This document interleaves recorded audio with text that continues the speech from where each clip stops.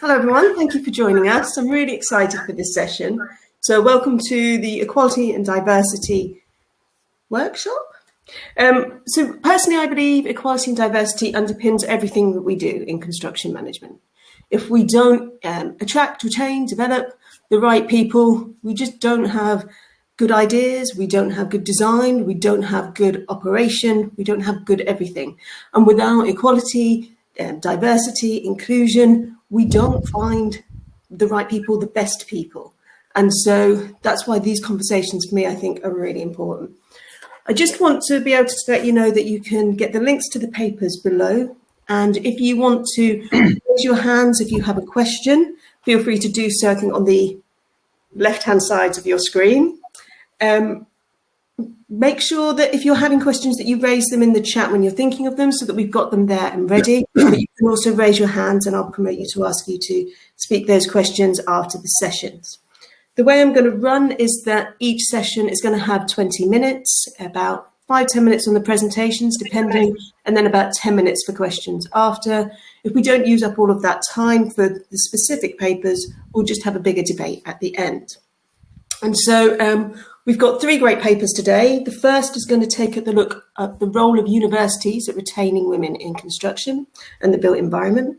The second is taking an evidence-based approach to social procurement, which I'm really interested in. And the third is looking at owner-managers of construction firms, which is a very under-researched area. So without further ado, I'm going to open up to the first paper here, which is by Michelle, Rita, Sarah and Mary. On behalf of the research team, I will be presenting our paper today. We thank you for joining this session. Socialisation of young women into the construction industry commences at the start of their university studies. It's possible that women may be exposed to gendered barriers while at university, which can impact on their intention of pursuing a career in construction. Construction can be considered as an ecosystem consisting of various interrelated components. This paper aims to extend the leaky pipeline narrative by identifying how the university domain can influence the retention of young professional women in construction. Faculty can support women in construction through learning and teaching and research activities. In this presentation, we share some key points from our paper and we encourage you to read the full paper. Our research looked at 2 questions. The first question was, how does the university learning and teaching environment impact on the retention of women in construction? And the second question looked at how does the research process impact on our understanding of women's retention in construction? Women are acknowledged as an unrepresented group in the construction industry. The proportion of women working in construction is low internationally, and little has changed in the past decades. In Australia, between 1998 and 2018, there was a slight decline in female representation in the construction industry from 13.8% to 12%. The underrepresentation of women in construction has received considerable attention in the literature, and it has been well established that the barriers faced by women working in construction are the major reasons for consistently low participation rates. In a review of the literature, the key barriers for women were identified as the negative image of the industry, lack of career knowledge, hostile and discriminatory culture and working environment, work-family conflict, male-dominated training courses and recruitment practices. The leaky pipeline refers to the notion that many women in construction are filtered out along the career pipeline, leaving only a few to arrive at the other end. Much of the research on the leaky pipeline in construction has focused on women in full-time professional work. However, in construction management university programs in Australia, it is common for our students to commence their professional roles while concurrently undertaking their university studies. Women in professional roles in the age groups of 18 to 24 are significantly more likely than those in other age groups to express a desire to leave their construction careers. While at university, students are exposed to the male-based construction industry through a range of ways. These can be through presentations by construction professionals, site visits, keeping in mind that 88% of the workforce is male, undertaking analysis of industry case studies. It's common that faculty may have prior experience of working in construction, which can inform their pedagogy and their interaction with students. So it's possible that the construction classroom may be functioning as a microcosm of the cultural environment faced by women in construction. Women commence university as a gender minority, and this status continues for the duration of their professional life in construction. To illustrate this, we see that in the table in 2019, University 1 had the highest proportion of graduating women at 28.3%. Research has identified that both male and female faculty members behave in ways that can subtly favour males in STEM disciplines. For example, faculty members are more likely to spend time mentoring males, responding to emails from males, and calling on males in class. In science, men are positioned as dominant and women are positioned as different. How does research impact on young women wanting to pursue a career in construction? Research plays an integral role in supporting the retention of women in construction. It can help us to understand the barriers and supportive factors which contribute to the retention of women at all stages of their career. Research findings can be used to guide policy and practice to bring about positive change. Along with their role in learning and teaching, faculty also have an important role as researchers in construction management. Critically reflecting on faculty's role in the research process is important in the context of impartiality. As reviewers play an important role in publication decisions, they are described as the gatekeepers of science. What role does unconscious and conscious bias play in informing decisions on research ranging from grant applications to research manuscripts? Peer review outcomes influence the very nature and direction of future scientific research. Neurosexism refers to the practice of claiming that there are fixed differences between male and female brains, which can explain women's inferiority or unsuitability for certain roles. Experts in this field contend that neurosexism can perpetuate gender-based stereotypes which specify what is considered men's and women's work. Recently, our team received feedback on a journal manuscript on young women's retention in construction.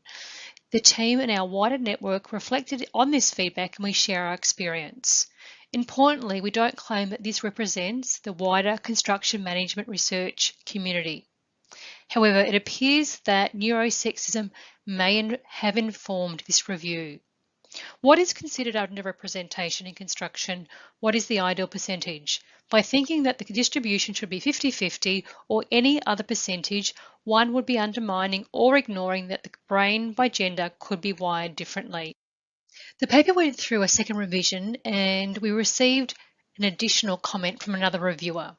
I commend the author's response to reviewer X's comment related to neurosexism to slightly expand. While women have a choice to pursue engineering, many do not because of the barriers uncovered by the research. Just last week, we had a student leave our AEC major because of sexual harassment during an internship. She left the major because of how she was treated on site, not because her brain was wired in such a way that she wasn't able to do the work or that the work didn't appeal to her. Through publication, your work will help us to better understand these kinds of barriers, specifically for early career professionals, so that anyone with passion, interest and aptitude for AEC work will be unhindered in pursuit of their career goals. The comments from this reviewer reinforce two key points we consider in our paper. Firstly, it highlights that young women are not intellectually inhibited because of the way their brains are wired. And secondly, it highlights the important role research plays in understanding the barriers which women may face and how we support these emerging professionals to be successful. Construction is an ecosystem and the university is an integral component. We have an important role to play in supporting all of our emerging professionals, irrespective of gender. Conscious and unconscious bias is a challenge because it can shape the learning environment and inform decisions on research. We can and should continue to critically reflect on our own practice as an educator, as a researcher, and as a peer reviewer. This is how the university domain, and more specifically, university faculty, can have a positive impact on young women's aspirations of pursuing a career in construction. This is a photo of our students at RMIT. It was taken pre-pandemic when we were still in the classroom and no masks were needed. You can see that there are fewer females in the class, and this mirrors the gender composition of the broader construction industry. Many of these students were already working in a professional role in construction while undertaking their studies. We use a critical reflection approach in this paper.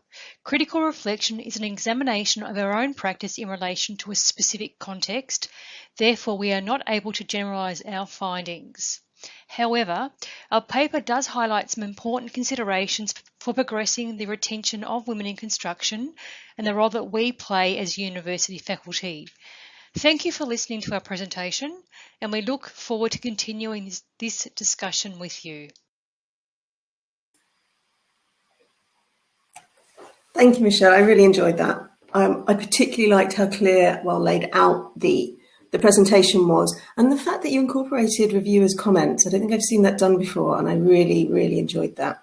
I also found really interesting that you noticed the drop in women after the recession, which I'm going to be honest, I've barely seen done from the last recession, let alone this one. So that was really interesting to me. I'm going to start off with a question, and then hopefully this will spark a few more in the comments. So you spoke a lot about unconscious bias, and then you did go into the reviewer's comment that spoke about conscious bias, but hostile bias. For me personally, in my career in construction, one of the biggest factors was actually, it was a conscious bias, but it was benevolent sexism or benevolent inequality. And I just wondered what you found about that, what you thought about that, because I found that both in my career in construction and in my time at university. Oh, Michelle, sorry, you're on mute there.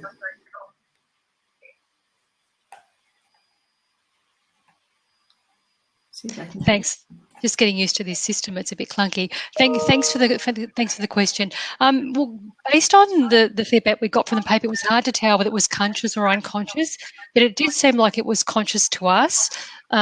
What we didn't write, what I haven't included in the presentation of the paper, is that actually we wrote offline to the editor, just raising our concerns about this issue of conscious bias. And that we didn't get a response from that, so that was really, really disappointing. So it's hard to know. I think at university, in a learning environment, I think, and I'm not saying whether it's males or females, but I think there's potentially unconscious bias. I know when I was talking to my wider network about this, males and females, they started to reflect on their own behaviour in the classroom. And I thought perhaps they did have some unconscious bias. Okay. I'm really sorry, Michelle. Thank you for that response. But at the same time, Martin has very kindly pointed out that he's got 3 people talking. So I'm going to try and work that out. So I can hear my feedback. Can anyone else hear anyone talking at the moment, or has that issue been resolved? Yeah, I can hear something in the background. Florence saying it's okay, so I'll make sure that I'm muting. Excellent. Has anyone else got any questions from Michelle? For Michelle?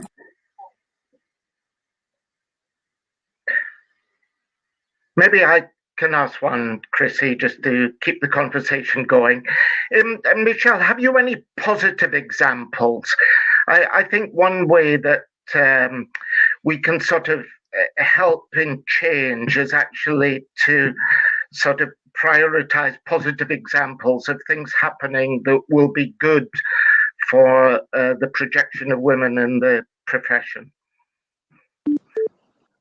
Thank you. I think being able to speak about this issue on this forum is one really positive way of starting to get the keep the conversation going, and inviting all of us to start to reflect on our own biases. We've all got biases, and you know, how we are treating males and females in the classroom, and also whether there is a sense of bias when we're looking at particular topics of research. So it's not all bad, David. I think, doing this is actually a really positive thing. And I would echo that. I think there's some really positive things about construction. As a woman, it's allowed me social mobility that I wouldn't have otherwise had. But at the same time, I think there hasn't been a real recognition on a wider scale of the challenges of inequality for gender. And I think that needs to be understood better. And I don't think we've even really scratched the surface in the research. And that's incredibly important. So, Michelle, what do you think the research needs to look at next? What do you feel is important? I think a good next step would be to start looking at looking at the academic community that I work with, and start to do some research around unconscious and conscious bias. Even there's 4 authors of the paper that I've just presented. Even one of those authors, on reflection of the content of the paper, thought she might have inadvertently been favouring males in the classroom. So that was a really nice, safe way of her to sort of take stock in a kind of non-judgmental way and rethink about the kind of learning environment that she wants to create for her students, and also ensure that all our students are supported irrespective of gender. I think that's really important. I think you've raised a really interesting point there. In some of my work, I reflected back on my own behaviour when I was in construction. I didn't come up too well, actually. And I found that a lot of the time I was supporting in-groups, and I was doing that because it was a survival tactic, because of my ambition, because of a number of other things. But mostly when it boiled down to it, was because that was the only way I felt that anything could happen to stay, to exist, to survive, to progress in industry was to support people with power, not organisations, because that was my experience. And one of the things I find really interesting about a lot of research into women or any outgroup is they tend to treat women or outgroups as 1 or 2-dimensional characters that don't respond, that don't support these structures, that don't behave badly. And I think that in itself is confusing. I just wondered what your thoughts were on that. Well, I just wanted to raise another point before I ran out of time, if that's okay, Chrissi. I think that what the paper also spotlights the important role that editors play in supporting researchers, but also ensuring that research evaluation is impartial and objective.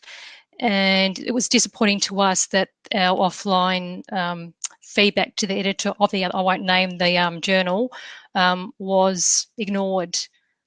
Certainly we won't look at submitting any more manuscripts to that journal. I will say since that time that our paper has been published in Construction Management and Economics, and we got reviews, and they were constructively critical and very supportive. I agree with you. I think that's such an important thing to understand, that this can sometimes be seen as an issue of women complaining without understanding that the microaggressions and the amount that happens that holds people's careers back, it's kind of impossible to ignore, or at least I managed for about 3 to 4 years. And then in the 5th year, when I saw repeating patterns and their impact, that's when I left. And that seems to be very, very familiar to a lot of people. So thank you very much, Michelle, for a really interesting paper. I'm going to move along now to our second paper, which, Martin, is this yours? Because I can't see Jenna here. Yeah, that's weird that Jemma's not here. I don't know where she is. She actually said she was coming along, so I'm happy to answer questions on the paper. But do you want me to, Florence, would you be averse to me doing your paper next, just in case Jenna's being held up?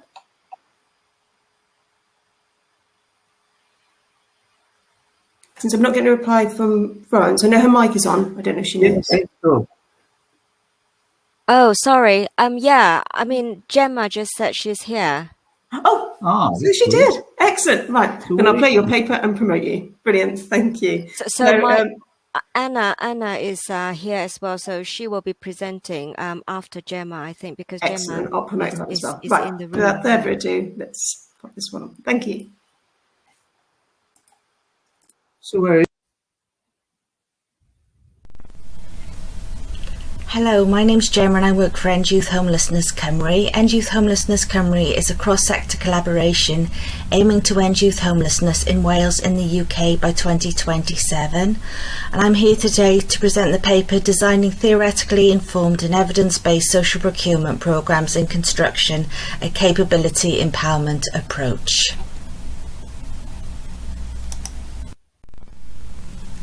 So I just wanted to start by explaining the background and context of the paper. So recent research into the growing use of social procurement has found it needs to be explored more as it's under-theorised and conceptualised. And social procurement policies are evolving in countries all around the world, and there needs to be more research into the measurement of social procurement outcomes. There is so much potential through things like employment to make a difference to the lives of people facing barriers. There's a problem with this though, because social value measurement methodologies remain contested and theoretically unsound. So we thought one valuable theory that could be used to measure the social value created by social value initiatives is Nussbaum's capability empowerment approach. She's explained it could be used alongside a cost-benefit analysis as long as one capability is not prioritised over another. So we use social return on investment. It's based on the principles of cost-benefit analysis, and it works by assigning monetary values to social, environmental and economic returns. And we use a single case study of an intermediate employment programme created to help people who are homeless or at risk of homelessness find employment within the construction industry.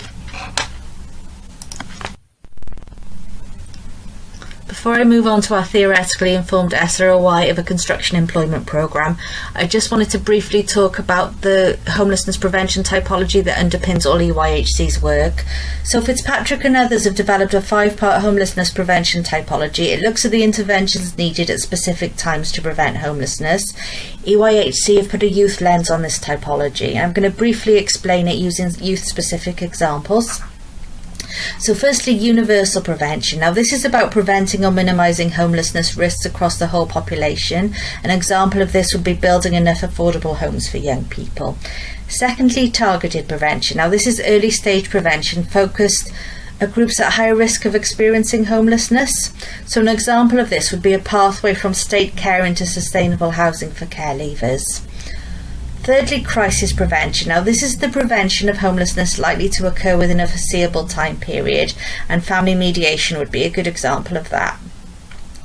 Fourthly, emergency prevention. Now this is support for those at immediate risk of homelessness, especially those young people sleeping rough.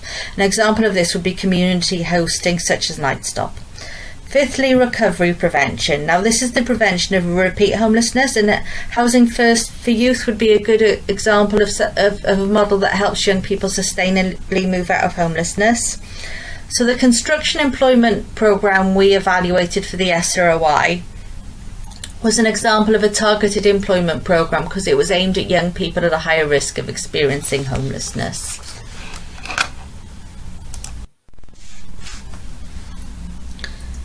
So to provide a theoretically informed empirical evidence base around the social impact of the SUNF programme, an evaluative SROI was undertaken based on Nussbaum's capabilities empowerment approach and on evidence from semi-structured interviews with 10 young people who had completed the programme.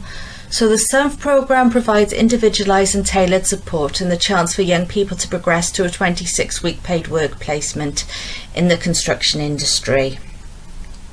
The SROI methodology we used was based on Social Value International's methodology, and it involved the following steps.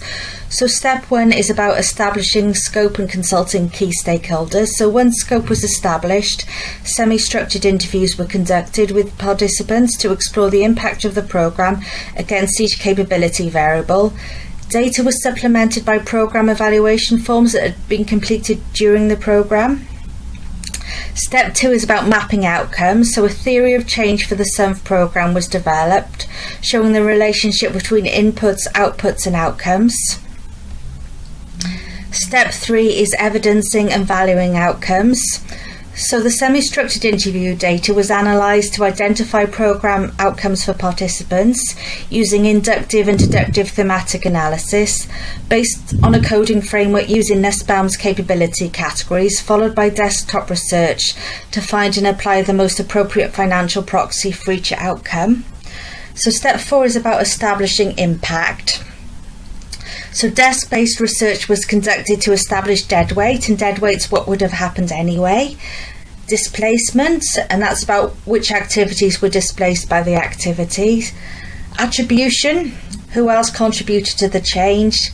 And drop-off, and that's does the outcome drop off in future years. And then we calculated the SROI, which is step 5, and this involves dividing the outcomes, once impact has been established, by inputs into the SUMF programme. In this stage, the sensitivity analysis was undertaken in order to understand the difference different decisions would have made. For example, using higher or lower financial proxies, what difference would that have made?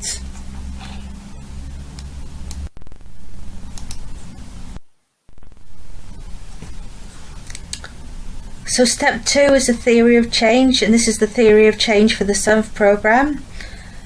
And it shows the relationships between inputs, outputs and outcomes. A theory of change is a representation of all the steps needed for a programme to reach its intended outcomes and enables programme designers to be clear on long-term goals, identify measurable indicators of success and formulate actions to achieve these goals. This is an evaluative theory of change. It was constructed at the end of the SUMF programme with data from interviews with participants and desk-based research.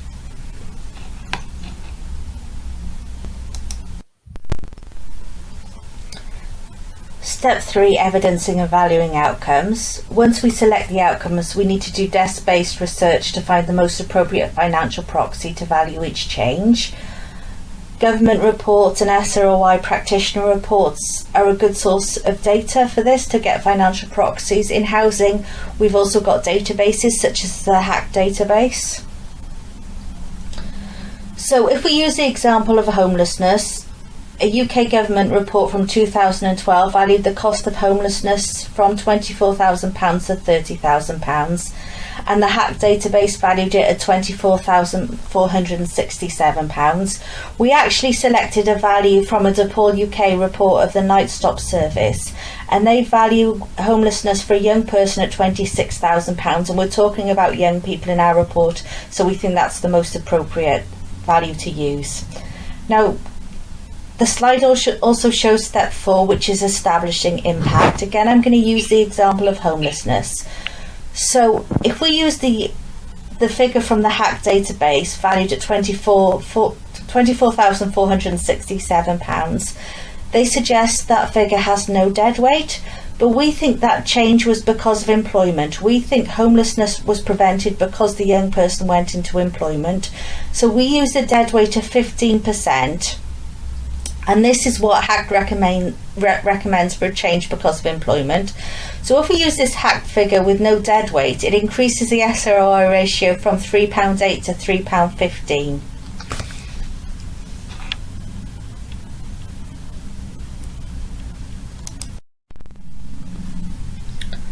So step 5 involves calculating the SROI, and this is where we divided the outcomes once impact had been established by inputs into the SUMF programme. So the SROI involves a metric used to quantify the impact an organisation generates per unit of currency invested. But it's so much more. It's a framework for measuring and reporting the social, economic and environmental value created by a policy, programme or intervention. It tells the story of change, and the financial ratio is just such a small part of that. So in conclusion, we use the capabilities approach to underpin an evaluative SROI of a supported employment programme. We know there are limitations with the SROI approach, but when theoretically informed, it could provide a rigorous basis for an evaluation of similar programmes. It provides a potentially valuable framework to design and evaluate other social procurement programmes. but it needs to be examined if this framework would be useful in other contexts. Other theories might be needed as a more reliable foundation for the design of and evaluation of other social procurement programmes.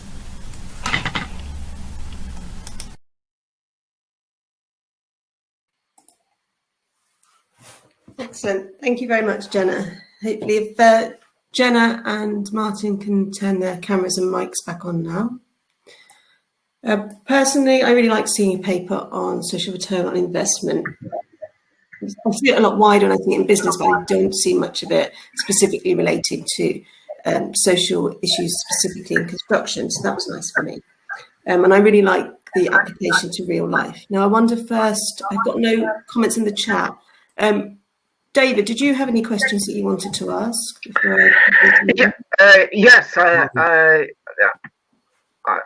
yes, I'll ask a question, and I thought it was an excellent paper, and it's one of those things that I think we so seldom see people in this. And so my question is about the use of metrics and quantification when it comes to representing people.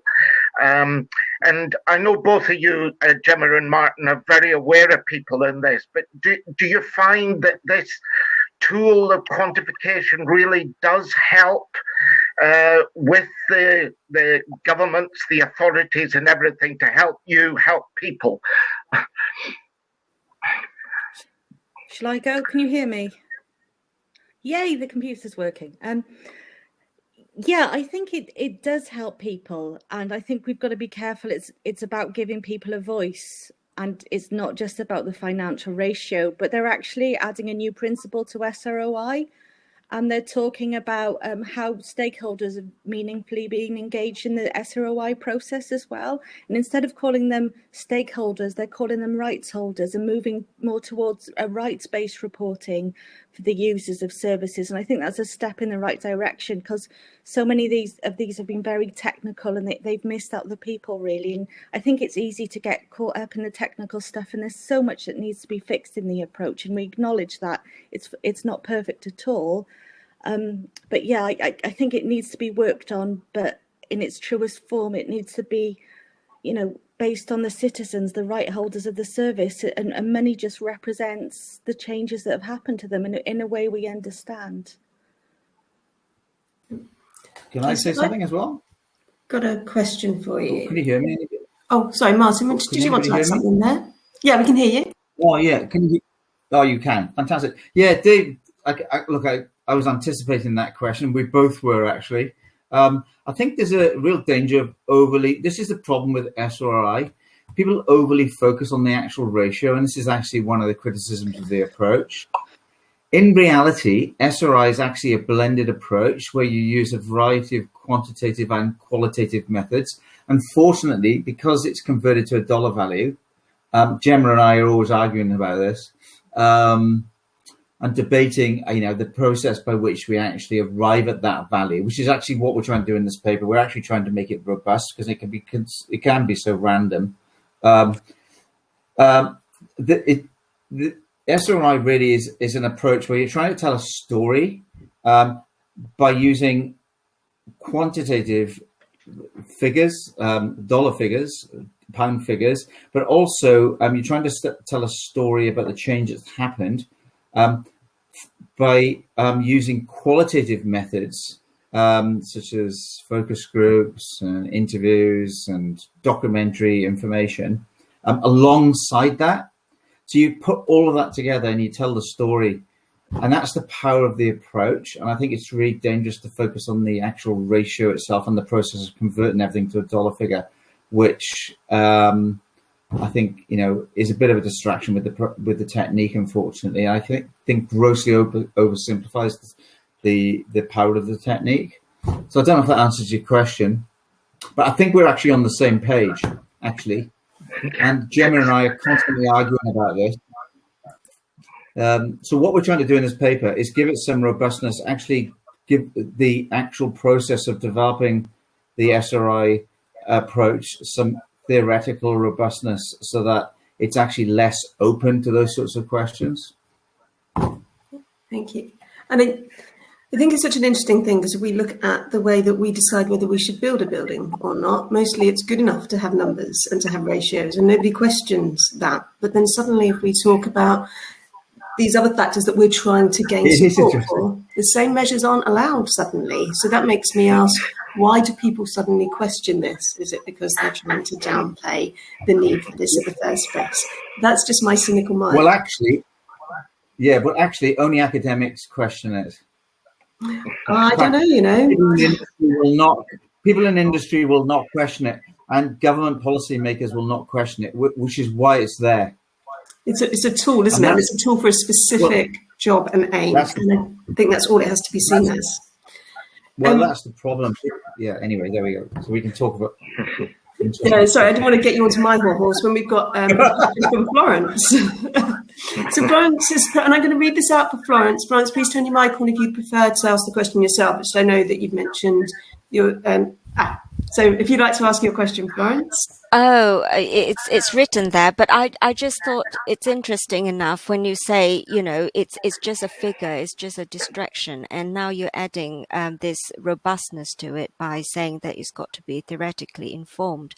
But if you look at the industry and how they will just look at the figure, right? If you've got an ROI figure or SRI figure, that's where they will zoom in on, they will just ignore everything else.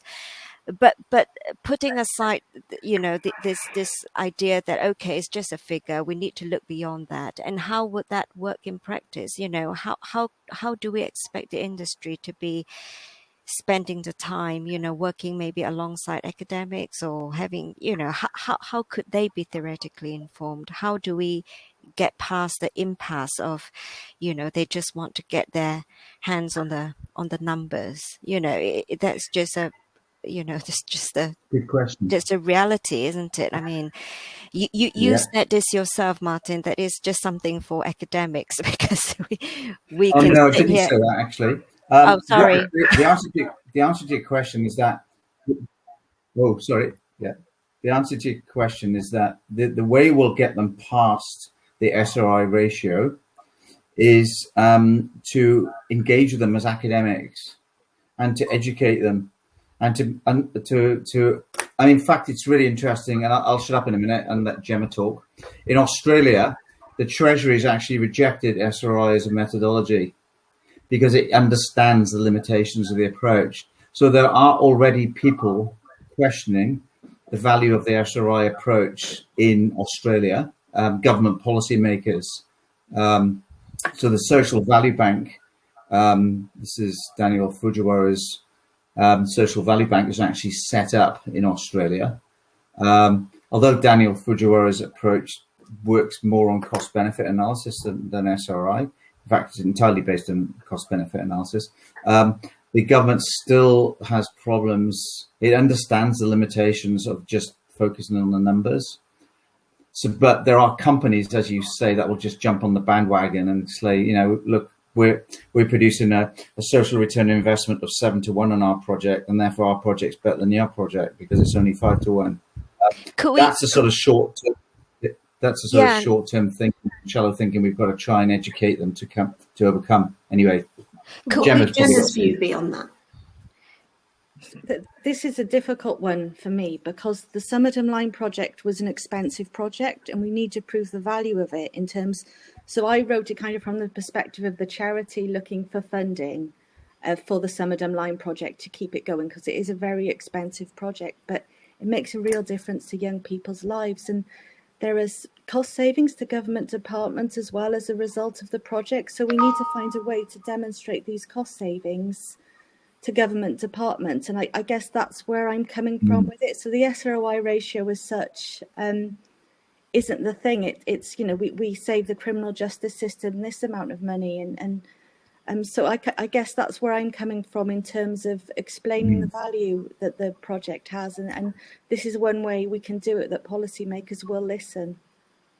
Could we at the end I've got one last question for you. Sorry, Florence. I've got one last question for you, which is Leslie spoke about the unintended consequences of equality work. And this is always a big challenge for me, that we always talk about the good things that come out of the work that we do. But of course, there are unintended consequences. And how did you go about measuring that in your SROI? Or is that something that you incorporated? We didn't see any unintended consequences in terms of other young people being displaced from jobs, which I think that would have been the unintended consequences.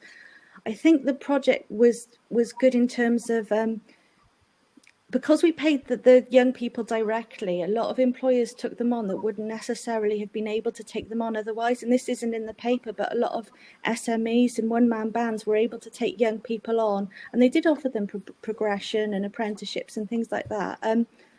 But the project actually paid their wages, so they had time to train them. So there didn't seem to be unintended. They didn't seem to be like displacing other young people out of the industry. And I know that could have happened, but from talking to stakeholders and employers, I don't think that did happen. Okay, fair enough. All right, brilliant. Thank you very much, Anna and Martin, for your presentation and for the questions that came up. We're going to move on now to the third presentation. So I'll ask everyone to mute and camera off. So now, I believe, Anna, did you say you were presenting this paper? So, And yes, that's right. Brilliant, Anna. I'll press play. Thank you so much. Hello, my name is Piña. I am a second-year PhD student from the University of Reading, and I am a small business owner in the UK construction industry. I'm here to present a paper entitled Women Owner Managers of Small Construction Firms, a Complementary Perspective. This presentation will cover the following headings: background of the research, summary of the critical literature review, theoretical positioning, and conclusions.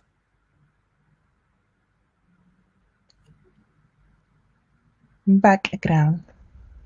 Construction remains a male-dominated industry in terms of representation, with women accounting for 15.6% of the workforce as of December 2020. To understand this ongoing challenge, a significant body of research has focused on analyzing the experience of women in the industry. According to these studies, there are barriers faced by women working in the sector. Some of the identified barriers, such as differentiated pay levels, inadequate career progression, prejudice by employers, and discriminatory selection process during recruitment, are closely linked to the argued vertical and horizontal segregation that the industry exhibits. Despite all of these obstacles, a small but growing number of women choose to be part of the industry as business owners.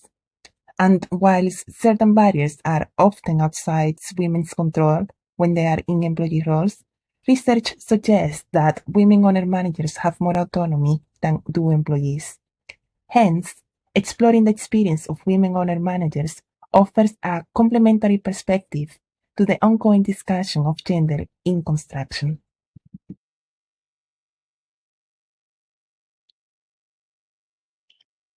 Through a critical literature review, the aim of this paper was to examine how the experience of women in construction has been reviewed to date, and to present the need to gain a more situated understanding of the life experience of women owner managers in small firms in the construction industry.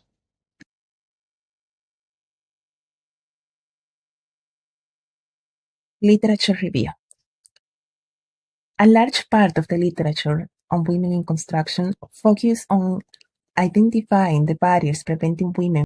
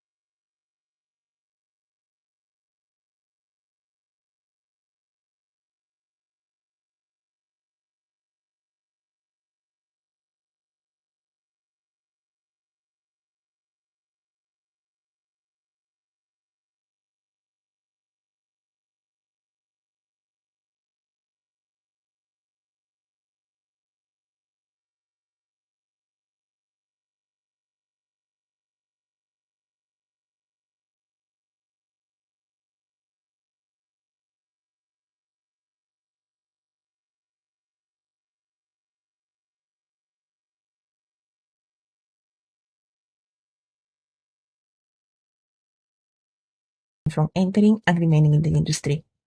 The focus on the exploration of women's individual experience by previous studies has highlighted women's perceptions, and this has provided insights into the possible reasons behind their underrepresentation in the industry. The literature reports that most women working in construction select the industry based on reasons not necessarily driven by any external agenda. In fact, it appears that individual factors rather than interpersonal or organizational factors have the greatest influence on women's career progression. Therefore, understanding women's individual experience arguably offers a consistent source to gain an in-depth understanding of the issues faced by these women. For these reasons, the study of the individual experience of women in construction continues to be relevant, not only to identify barriers, but also to identify the success factors behind the progress of some women in the sector.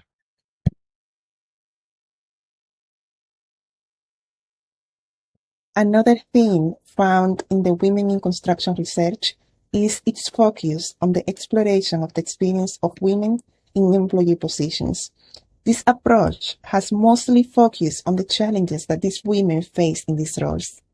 In contrast, senior female managers who are also business owners have received little attention. This paper argued that exploring women's advancement and success as leaders, rather than the focus on external barriers, offers a research opportunity and the introduction of a complementary perspective to the gender in construction research field.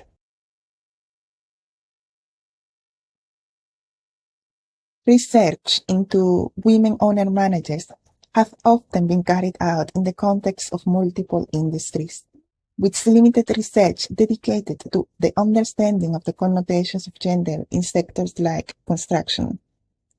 A reason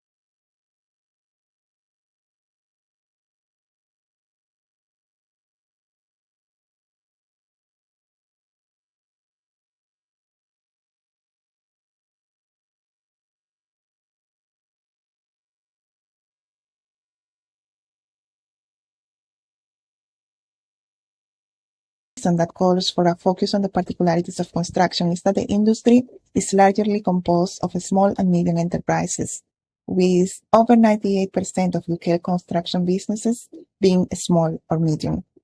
It has been identified that women in construction are increasingly likely to work in smaller firms or as self-employed professionals.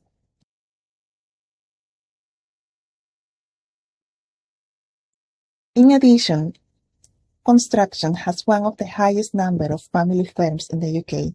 This may be presenting opportunities for women interested in forming part of the family enterprise. The literature reports that in some cases, women pursue business ownership after switching from working in senior roles in order to obtain a greater autonomy over their working life. Flexibility. Thank you very much. Really enjoyed that. That was beautifully stylized. Your icons were amazing, and your tone was so calming. I didn't know whether I was listening to a presentation or undergoing some sort of delightful therapy. Oh, thanks. Thank you. Wonderful. In terms of the actual content, I think you've identified a really important gap, but I would, because it's pertinent to me and not different to my story. So I'm going to ask, I haven't got any questions in the chat yet, so I'm going to ask David if any questions came up for him first. Oh, David, you're on mute. Yeah, okay. Too many buttons. Can you hear me now? Yes. Yeah. Okay. What I would like to ask about, whether you're also going to investigate different approaches to business leadership authority in women-owned businesses. So, well, at the moment, the specific aspect that we are trying to get is into the experience of owner managers as leaders. And yeah, perhaps it will show that there are different approaches that we may use for the leadership style. So it will be under consideration, yes. You certainly haven't found anything about that already that might interest you to go down that line? And not yet. At the moment, there is very limited literature regarding owner managers in the industry, which is exactly what we are doing this. Yeah.